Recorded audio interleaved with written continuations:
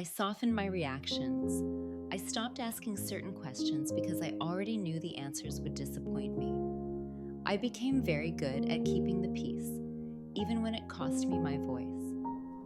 There were moments when I felt it in my body before I admitted it in my mind, that tight feeling in my chest, that quiet ache that showed up when I was alone. The way silence felt heavier than it should have. I realized that I felt lonelier with someone than I ever had on my own, and that truth was hard to sit with. I remember one night in particular. I was sitting alone, the room dimly lit, my phone resting beside me. I wasn't waiting for a message anymore. I was waiting for clarity. I wanted something to make sense. I wanted reassurance without having to ask for it. And in that quiet moment, I finally allowed myself to tell the truth. I was tired. Tired of explaining myself. Tired of hoping things would change. Tired of adjusting who I was to fit into something that no longer fit me. Love was starting to feel like effort instead of ease, and I knew deep down that love was never meant to feel like performance. That was the moment something shifted, not loudly, not dramatically, just a quiet understanding settling in. Staying wasn't loyalty anymore. It was fear. Fear of starting over. Fear of letting go of what once felt like a blessing. Fear of admitting that something I prayed for had served its purpose and was now complete. Sometimes growth asks us to release what no longer aligns with who we're becoming, even when we once loved it deeply. I stayed too long, and I knew it long before I ever admitted it out loud. There were signs everywhere, but I learned how to look past them. I learned how to tell myself stories that made staying feel noble instead of fearful. I told myself love required patience.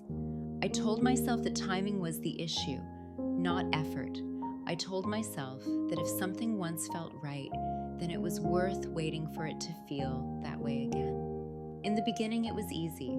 Conversation flowed. Laughter felt natural. I felt chosen. And when you experience that kind of connection, it leaves an imprint. You don't just forget it, you hold on to it. You compare everything that comes after to the way it once felt. And slowly, without realizing it, you start chasing a memory instead of responding to the present. I remember making excuses that didn't even sound convincing anymore. He's just busy, they're just stressed, this is just a phase. I convinced myself that commitment meant endurance, that loyalty meant staying even when my needs went unmet. Somewhere along the way, I confused consistency with commitment. I confused presence with partnership. I confused familiarity with love. What no one tells you is how quiet self-betrayal can be.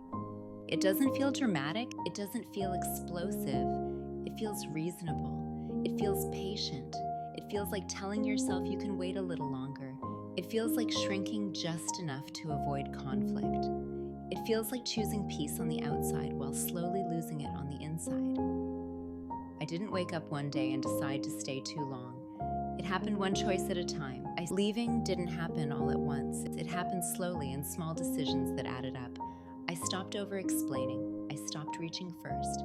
I stopped making myself smaller to make something work. I started listening again, not to fear, but to wisdom. The kind of wisdom that speaks softly but clearly when you finally slow down enough to hear it. There is a quiet voice inside all of us that knows when something isn't right. I had ignored it for a long time because listening to it meant change. It meant uncertainty. It meant trusting myself instead of clinging to potential. But once I stopped ignoring it, everything became clearer. I stayed too long, but I didn't leave empty-handed. I left with clarity. I left with self-respect. I left with a deeper understanding of what love should feel like. Love should feel safe. It should feel mutual. It should feel like peace, not confusion. And anything that requires you to abandon yourself is not love, no matter how familiar it feels. If you find yourself holding on to something because of who you used to be, I want you to know this. It's okay to outgrow things. It's okay to choose yourself without making an announcement. It's okay to leave quietly when staying costs you too much. Sometimes love doesn't end because it failed. Sometimes it ends because it taught you what you needed to learn. And sometimes staying too long is the lesson that finally leads you home to yourself. I want to say this gently because I wish someone had said it to me sooner.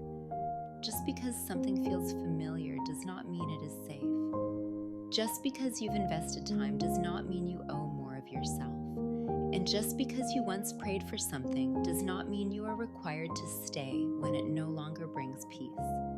I had to learn that love doesn't require constant proving. It doesn't require shrinking. It doesn't require waiting in uncertainty. Real love meets you where you are and grows with you, not ahead of you and not behind you.